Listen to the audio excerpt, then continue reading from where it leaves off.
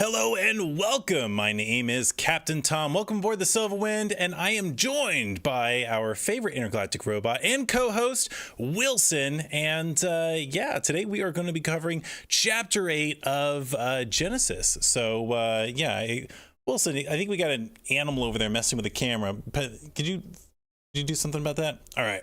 Okay, so with that, let's go ahead and there are animals on board. Very much like the Ark, we have animals on board, and that is entirely Wilson's fault. So yeah, let's go ahead and make our way over there. So we're going to a new place in the solar system today. Let's see here. Let me make sure. You know what, Wilson? Let's not do the regular kind of jump that we normally do over there. Well, let's use the warp. Well, the reason is that it's a very fragile place, so I don't want to show up there and blast something out of the way, because we are going to Saturn today, and it has these very delicate rings around the planet. So we're going to make sure that we warp and set. I know it's more expensive to warp, but it's the safest way for us to get there without messing anything up. So I saw how you drove last time. You also ran us into a moon at Jupiter. I think that will do it. So let's go ahead and see if that works. All right. Okay, Wilson, go ahead and fire up the engines. We should be good to go. You get a little loud. So anyways, yeah, let's see. Perfect. And we're pretty much there. We have more than one way to get to where we need to go here on board the Silverwind. And today we are going to Saturn. So, and we're here. All right, so I would like to share with you guys a few facts about Saturn. It's a fun place, but before I do that, Julian, welcome and hello. So yeah, thanks for joining. And yeah, I'm sure we'll get a few more people on board here soon. We just got to buy a little bit of time here with some Saturn facts. You guys ready for this? So this is another gas giant, very much like Jupiter, not as big as Jupiter, but it is supposedly also formed about 4.5 billion years ago. That is the kind of the modern consensus for the most part, based on millions of years theory. And I gotta say, the gases look a lot better mixed here than they did on Jupiter. So anyways, we won't rehash that whole mystery at Jupiter. It has about 146 known moons. So there's a lot of moons circling this bad boy right here. And then also these rings that you see. These rings are actually, they're separated into 7 zones, but they're actually thousands of individual rings, all moving at different speeds. The ones that are closer to the planet are moving at a faster speed, and the ones that are further away are moving at a slower speed. And that kind of makes sense. So the way that this thing was formed is actually really interesting. This is not the only planet that has rings. Actually, Jupiter has rings, just really hard to see them, as well as a couple of the other ones. I think Neptune and well, anyways, that's the only I can think of right now. But there are a few other planets that have rings, and some are a little bit more visual, can stand out a little bit. But Saturn really stands out. I mean, this is a wonder in our solar system. So the way that this, or some theories on how this could have formed this way, is you could have had maybe like one of the moons that broke apart, spun around Saturn, and just eventually maybe got too close to Saturn and just started, ejecting all of its material as it got torn apart by the gravitational force and the speed that it was moving. It could be that comets entered into this space. One thing that we do know is that the material that makes up 95% of these rings is pure ice. So it's not rock. So there are some rocks in it, but when it was formed, it was likely 100% ice. And the rocks that are in dirt and stuff like that that's in it now, I guess dust, that's in it now is stuff that's kind of polluted the rings over time. So these things are very bright because, or well, for that reason. So ice is very reflective, and they show up really well as a result of that. Let's see here. So yeah, Saturn trying to show off the rings. That's right. Man, you know, Saturn is one of the more beautiful planets in my opinion for that reason. So let's see, naturally it would take around, the best estimate, somewhere around 400 million years for whether comets or a broken up moon or whatever the case is, for rings to form. And I would like to talk a little bit more about these rings. This is really, really interesting stuff. I think I have a close-up here. I think Wilson was so kind as to give us one. There it is. Let's talk about it with that. So right here, this is a photograph, I think one of the earliest photographs of a close-up of the rings of Saturn. And one of the things you notice is that there are a bunch of little, looks like little kind of larger pieces of something floating around in there, going along with the rings. And those are moons, and these are called shepherd moons. There's quite a few of them, but there's several prominent shepherd moons. And one interesting thing is that you see how there are these spaces between the rings, sometimes very big gaps between the rings. And the reason for that is that is the path that a moon is on. And so whenever the dust gets, or I guess the ice particles get close to that moon, it either pushes it into the inner ring or pushes it out to the outer ring, or it just absorbs the material entirely, adding it to the mass of that moon. And since that's traveling on that path, it basically cleans up all of the ring in its way, creating these really interesting patterns. And yeah, you even see like on this very outer ring, there's just like one little strip, and that's because there's two moons on each side of that last ring, kind of combing it down, and it's what gives it those really defined features. Now, not every single one of these rings have a shepherd moon giving it that spacing. So it's kind of it's a bit of a mystery. It's argued quite a lot online, as I recently found out exactly why the rings look like this. And the best explanations I could find is that simply the gravitational force at the center of the planet would be where things would want to orbit the planet, most likely. So it all kind of fans out right there at the middle of the planet. But exactly, getting to this and the way it is requires a lot of stuff going on. It requires a lot of moving parts, and it's very much a miracle in a lot of ways. But I will say this.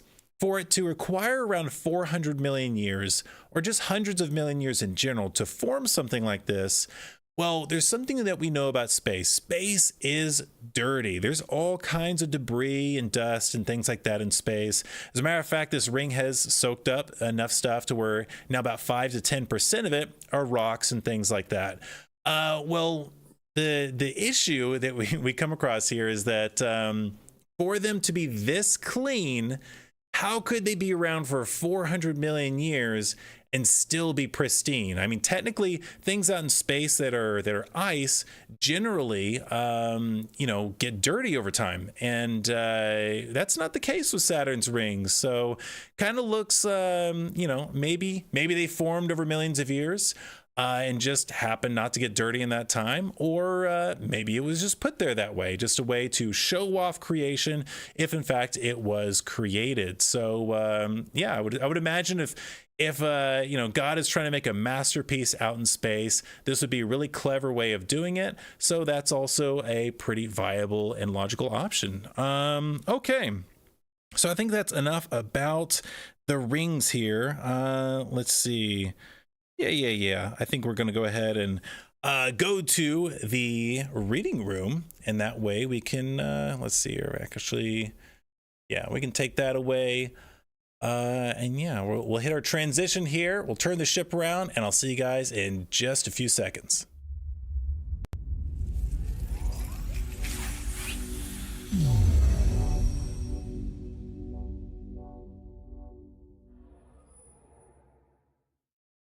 That doesn't take too long. All right, so here we are in our reading room, and we've got a beautiful view behind us. So first things first, we're covering Chapter 8, and Chapter 8 is following up. It's called the episode The Aftermath, because this is right after the very, very catastrophic flood that occurred in Chapter 7 of Genesis. So we're just going to jump right into this and talk about what happens after this. So the flood of the earth is really, it's God's wrath against the evil and putting a stop to it. while also preserving a future for humans and for his creation so that it is not completely destroyed. And by God intervening and acting this way, it actually saves the world entirely, because had Noah, essentially lived out his life and passed away, then there would be nothing left to save, essentially. So God intervenes at the last possible moment, allowing the human experiment of letting people feel their way towards God or reject God. And the path of human civilization was to completely and totally reject God. So God had to wipe things clean and did it with a flood. So let's go ahead and talk about, or I guess start reading chapter 8, and we'll kind of hash things out there.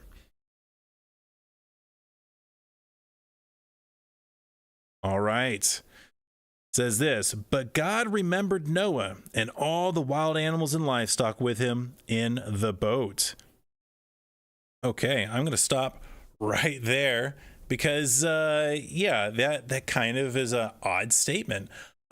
He remembered him. Now, this is kind of it's a terminology. We've discussed this before, how sometimes phrases and things are used to just meant to like saying that God was sorry that he ever made people. It's just meant to express the heart of God and not necessarily say that he had a regret or didn't understand that this was going to happen. In the same way, the only way for Noah to survive in this boat, the crazy disaster of this flood, it's a very violent event. There's no ships that could possibly survive this by floating on the water. God had to have his divine hand involved with keeping Noah safe. So clearly God never forgot about Noah or the boat. It's all this is doing is to express that God's attention, primary attention in chapter 7, was on pouring his wrath out on an evil world. And now he's shifting from that focus to where he's no longer pouring his wrath out. He's put an end to that.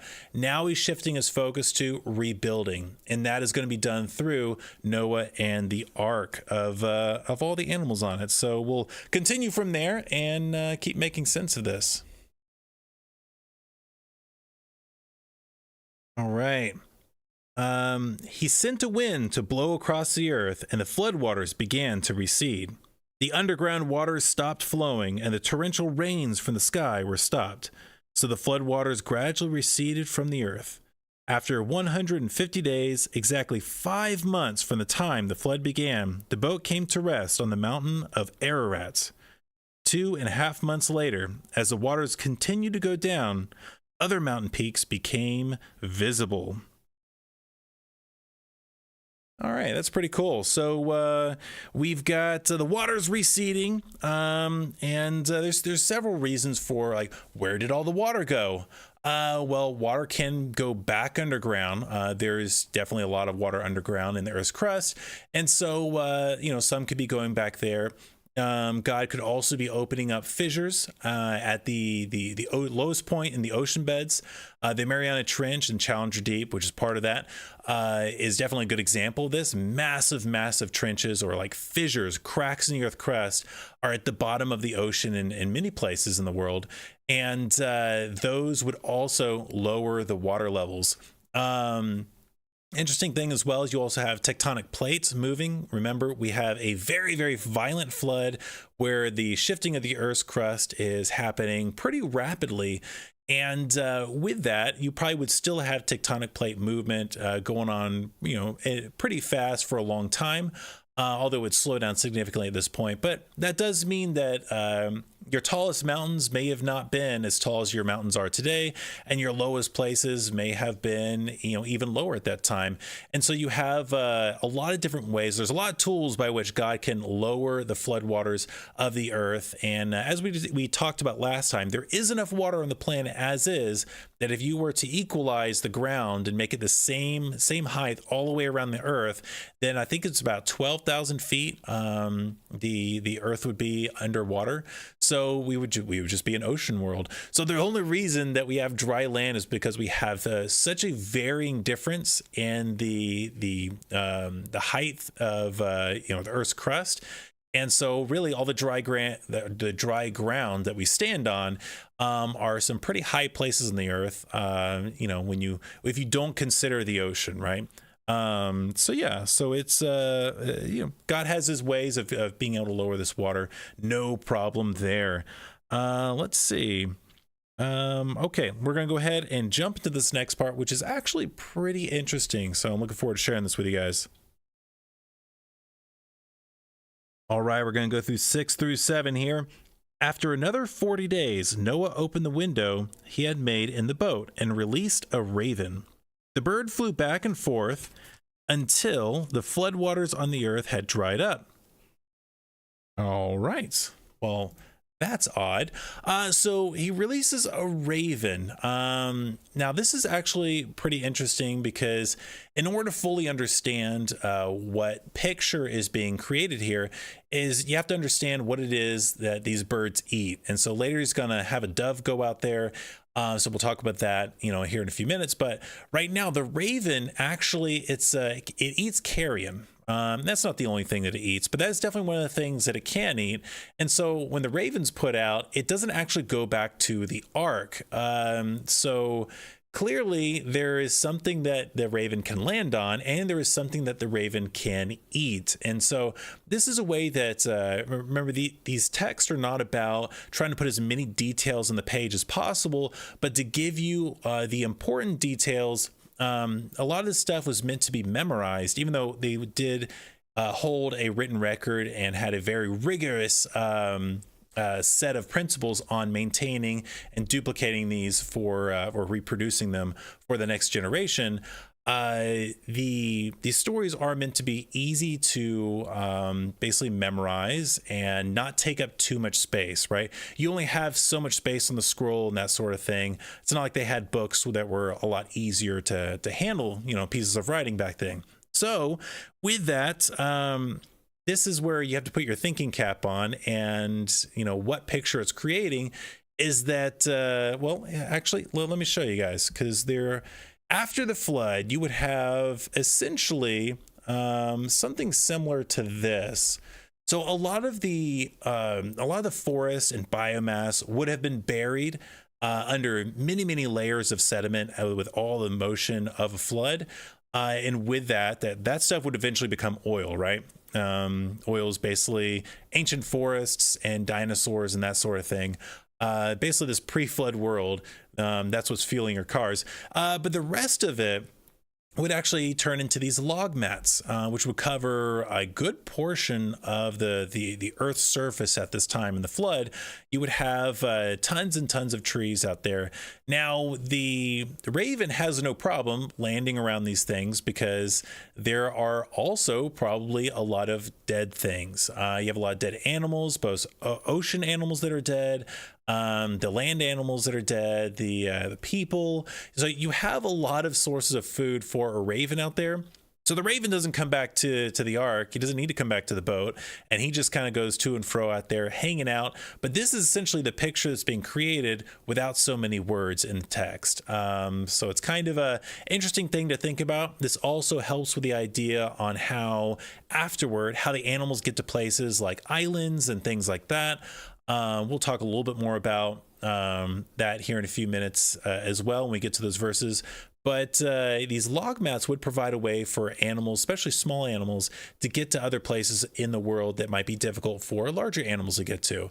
So like reptiles and things like that, being able to get onto islands and things, which you can even still see today. There are some islands that have no mammals on them. There's just reptiles and birds. So it's kind of a pretty cool stuff.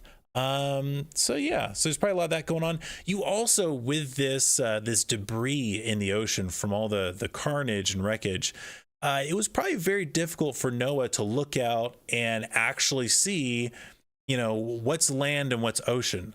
Everything is, a bunch of floating stuff out there. So this is why he's sending the birds out, because he literally can't discern where it's at. So if you ever had an image in your mind, probably from like a Sunday school lesson of, he's like sending out these birds and it's a blue ocean, it's all still, probably not what's going on. You probably have a lot of carnage and chaos and from a wrecked world floating out there. So, let's go ahead and get into the next part. I think I've covered everything on that one. Let's see. Oh yeah, I think I covered the most important part of that. So we'll go ahead and take these lovely pictures. By the way, these pictures are of Spirit Lake. This was after the Mount St. Helens eruption. And you have, pretty devastating, another fairly devastating event, although not as devastating as the flood. So let's go ahead and get into the next set of verses here. We're going to read 8 and 9. Let's see what the other bird he sends out does. All right. He also released a dove to see if the water had receded, and if it could find dry ground. But the dove couldn't find a place to land because the water still covered the ground. So it returned to the boat, and Noah held out his hand and drew the dove back inside. So why a dove? Well, one of the reasons, if we look at the diet of a dove, doves can eat leafy or green material, although not a lot. The main thing they eat are seeds, so grains and things like that. And if the dove is able to go out and find seeds that it can eat, well, it's not going to come back to the boat, which means there must be dry land somewhere that has actual vegetation that is producing seeds and thriving. So so that would have to be something that the dove would need to find. The dove can't find that, and the dove doesn't want to land out there on logs and around, carrion and that sort of thing, because that's not what it wants to be around. So it's considered a clean bird because it doesn't eat those things. So it comes back to the boat. And this also kind of goes into, well, the flood just happened. Why would there be, vegetation or that sort of thing out there on what little dry ground that may appear here soon? And that would have to do with God's direct hand in this. Now, God has assumed responsibility for essentially the sea life, all the vegetation, and then once the animals are off the ark, for them to go and populate the world. And so you have divine intervention here. And, you could say through natural means, maybe it would take a while for some of these plants to come back. The seeds would be there because you have all that floating, dead forest or uprooted forest now. And there would be a bunch of seeds as well that would come down into the ground and then could, grow. So there's a natural way for plants to come back on the earth after a flood. But let me find my spot here. Yeah, so would God create just plants miraculously like he did at the beginning of creation, as we read earlier? And I would say I think it's reasonable that he would, since he's taken responsibility to provide a world that has enough vegetation and food for these animals to survive and thrive. We do see another story later on in the Bible where he's dealing with Jonah. So God has set Jonah to talk to the Ninevites, and Jonah gets upset because after telling the Ninevites that God was going to destroy them, the Ninevites repented and God spared the Ninevites. And Jonah was very, very upset because Jonah really, really wanted God to destroy the Ninevites. So he's sitting there sulking in the desert, letting, the sun just bearing down on him. So overnight, God grew a plant that was big enough to give him shade, which is obviously a pretty miraculous thing to do. And then Jonah, gets sad the next day because the plant dies, and then he starts sulking over the plant. And God's like, you're willing to mourn this plant, but you're not going to mourn these people. Like, what's more important? So anyway, so we see God growing plants, later on in the story, just miraculously. And I think that there's no reason to believe that he wouldn't do that in this situation as well. He's assumed responsibility for taking care of that. And if God has assumed responsibility to take care of something, he's going to do it. All right. So yeah, sends the doves out. If the dove can find food, then there is a not just ground, but fertile ground with plant life. So let's go ahead and read. I think the next part is going to be 10 through 12. After waiting another 7 days, Noah released the dove again. This time the dove returned to him in the evening with a fresh olive leaf in its beak. Then Noah knew the flood waters were almost gone. He waited another 7 days and then released the dove again. This time it did not come back. All right, so I think that's pretty straightforward. Now there's dry ground. And Dove isn't going to come back because now it's probably sick of being on that ark. Let's be real. Everyone on that ark is really, really looking forward to getting off that ark, especially Noah as well, as we'll find out in the next chapter. But we're going to go ahead and just jump into 13 through 14. Then God said to Noah, you know what? I skipped it. Noah was now 601 years old. On the first day of the new year, 10.5 months after the flood began, the flood waters had almost dried up from the earth. Noah lifted back the covering of the boat and saw that the surface of the ground was drying. 2 more months went by, and at last the earth was dry. All right, so we got a dry earth now. And what would this do to the earth? Now, this is, there's a lot of different, people within the scientific field and that sort of thing have done a lot of research on this stuff to see, like, how would this measure up to science? Like, what would really happen to the climate if there was a worldwide flood? And it seems to be universally agreed that that would definitely trigger an ice age. So you would have a couple of interesting things with that. With an ice age, the water levels would probably be about 400 feet lower than they would be today. And that's just because if you have a lot more ice being dumped on land all over the world, or like snow and that sort of thing, well, that's pulling all that water out of the ocean, and the water levels would be severely lower. And then, of course, glaciers would form. And then once this ice age, kind of went away and things started warming up, those glaciers would move across the ground. And we can see the evidence of those things. You would have a lot more land bridges during an ice age, the land bridges of getting to the Americas for the animals and humans to be able to do that, getting to some different islands and that sort of thing. Between the lower water levels and the logs flowing out in the water, which would probably been out there for many, many, many years after this, before they would eventually disintegrate and sink. And it provides a way for things to actually go out to the ends of the earth and kind of repopulate. So it's pretty interesting that they kind of link that whole ice age stuff up with this moment right here. And I will say this as well. Coincidentally, there are quite a few claims to underwater buildings having been found as low as like 80 feet underwater in the ocean and that sort of thing. So if the water levels are about 400 feet lower, as would be in an ice age, well, there's the coastline would have been severely different. So people may have built civilizations closer to the coast during that time. And then as the waters rose over time and get to where they're about today, these things would be covered in water and those civilizations would have to have been abandoned. And, there's a lot of claims out there of these underwater, temple complexes or things like that are found. Sometimes it's determined, well, maybe that's just like a natural thing. Maybe that's just a regular, natural formation.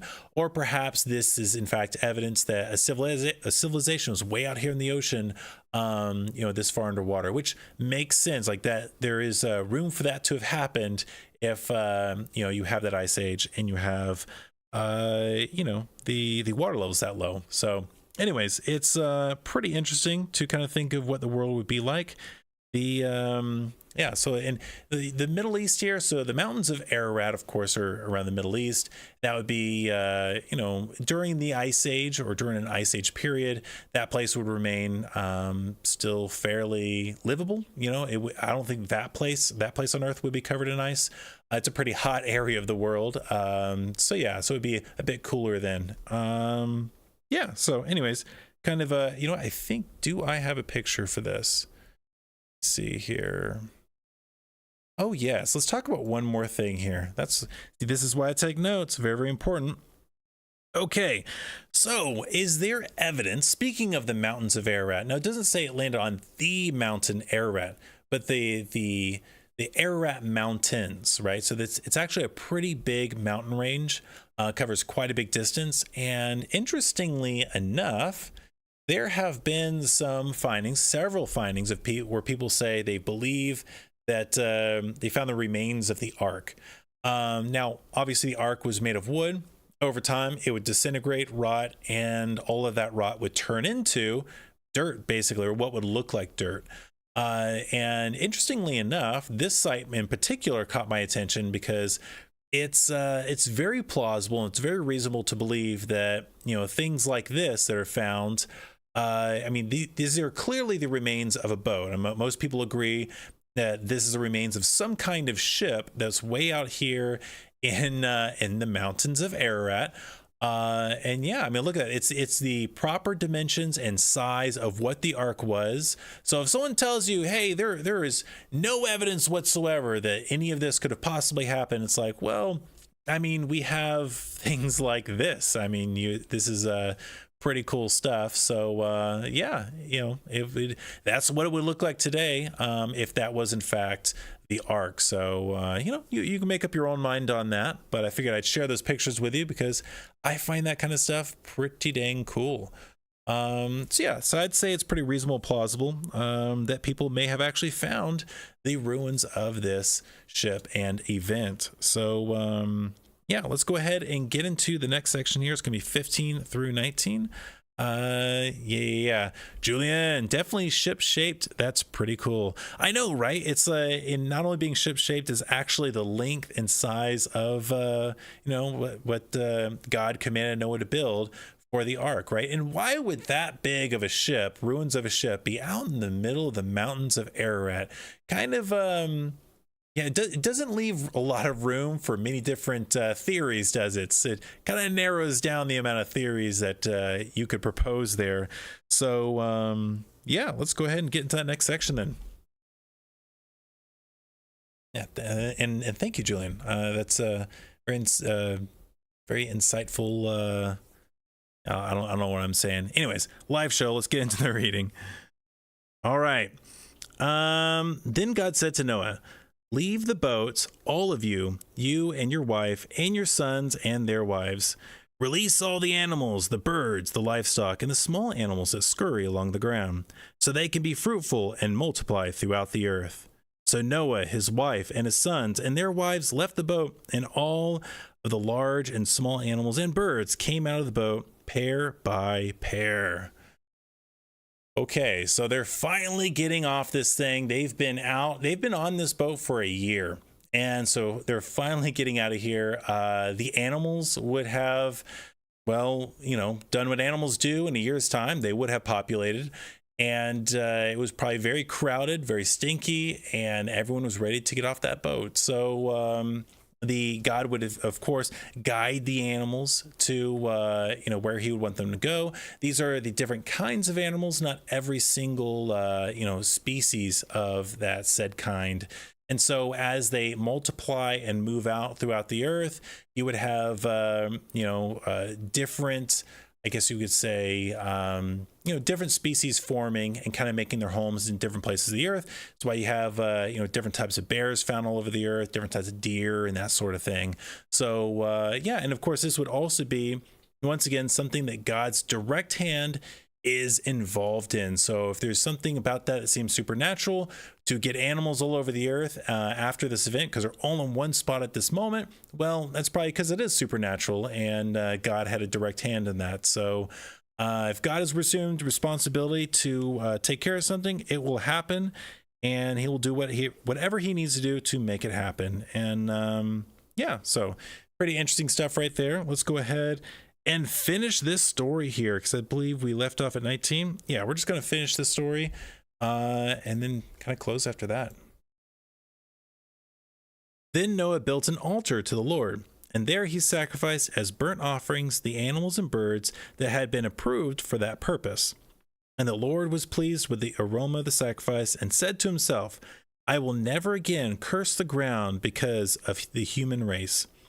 Even though even though everything they think or imagine is bent toward evil from childhood, I will never again destroy all living things. As long as the earth remains, there will be planting and harvest, cold and heat, summer and winter, day and night. All right, so God is making a promise, and we'll get more into that promise next week, because you know, there'll be a few things to talk about with that. But you know, God is promising he's never going to flood the earth again. And and that's a good thing. The importance of that is that he doesn't want people to live in a constant state of fear that it's going to flood again, it's going to flood again. If things get really bad, this generation's really evil, there's going to be another flood. And it's like, no, you guys don't need to live in that constant fear like that. I'm not going to do that again. And it probably was a really heavy and difficult thing for God to on his heart to have to do, right? God loves his creation, he loves the animals, he loves people, but he also hates evil. He hates sin, and he's a just God, and he has to do something about that evil, right? And so we have the pre-flood, human experiment of letting people, be on their own and do what they're going to do. And now we're going to see that God is not going to let things get to that point again. God is going to establish a people for himself and bless all the nations through a nation and through one group of people. And that way he has a direct intervention into the world to keep it from ever becoming like it was in that pre-flood era. So that's what the rest of the story kind of gets into after that, which is pretty cool stuff. And yeah, so I think that's it on my notes right there. So I think we're going to go back forward here in just a second. And I think that should be good. So we'll hit that transition. I'll see you guys right back there at the bridge.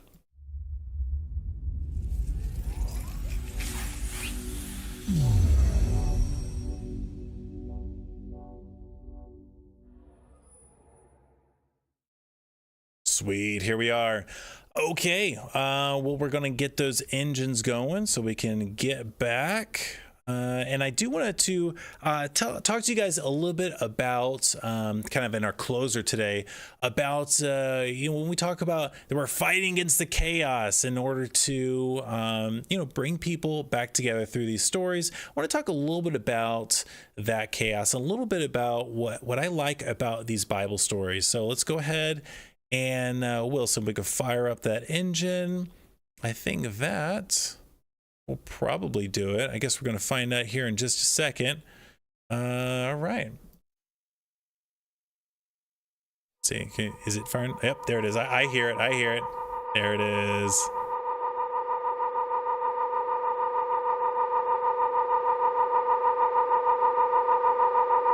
Ah, good old Earth. Look at that. Look at that beauty. All right. Ingress in place here. There we go. Important stuff to do. You don't want to just drift around in space. That doesn't work out too well. Okay, well, successful. We didn't mess up the rings of Saturn. I think that's very good. Turns out we don't mess up every place we go to. So let's. I want to talk to you guys about something real quick. That is, a little bit about what I appreciate about the Bible. Now, we talked about the how the raven went out, and what scene is that really describing? Well, if you understand a raven and what it eats, you understand the scene that's being implied to in that moment. That's the whole purpose of even talking about the raven in the first place. And it makes you think. It makes you critically evaluate things, ask questions, and try to find out the answer to them. So I think reading the Bible and studying the Bible in particularly is a big exercise in critical thinking. So with that, I want to share with you guys one of the forms of chaos that we are fighting today, because it shows itself in many forms. You have, and this article is written in 2021. This is a New York Times article, and basically warning about not critically thinking. Yeah, basically, hey, we're the experts. Listen to us. Don't think for it for yourself. And this is kind of the message of the world. Hey, don't worry about asking questions. YOLO. Let's just live it up. Whatever. Don't talk about politics. Don't talk about religion. None of that stuff.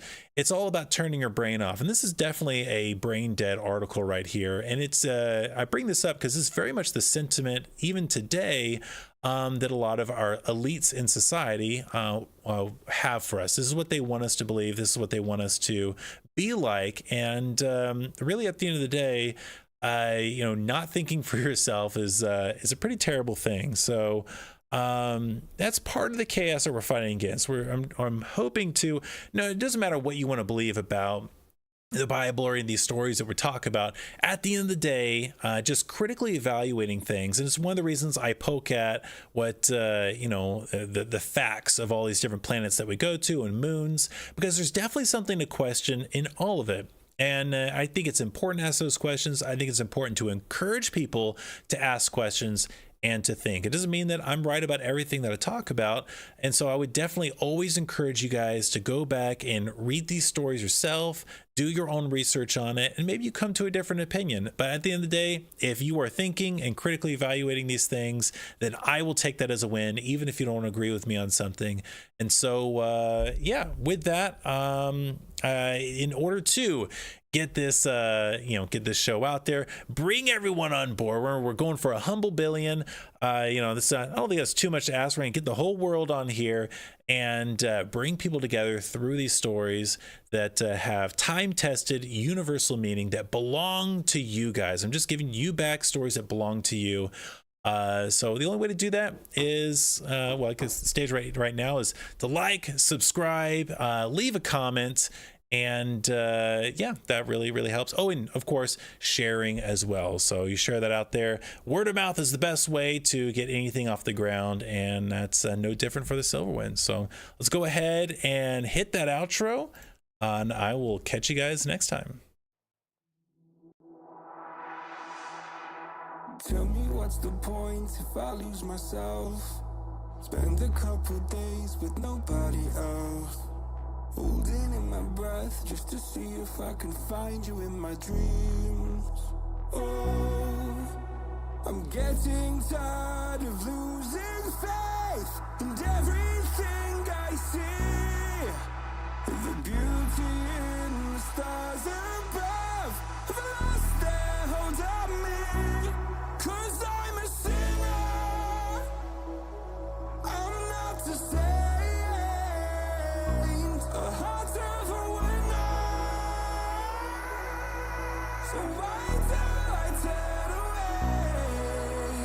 Somewhere in the deepest blue, I will find you. 'Cause I'm a sinner,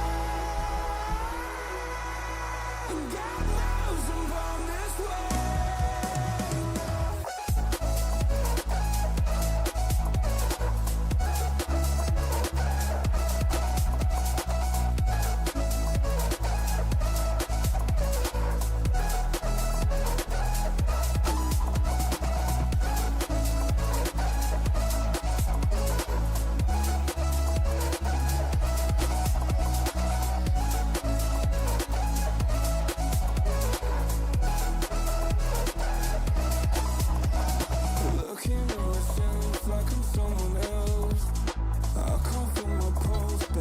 Somehow, God, I feel so tired. I can't keep covering up my mental health.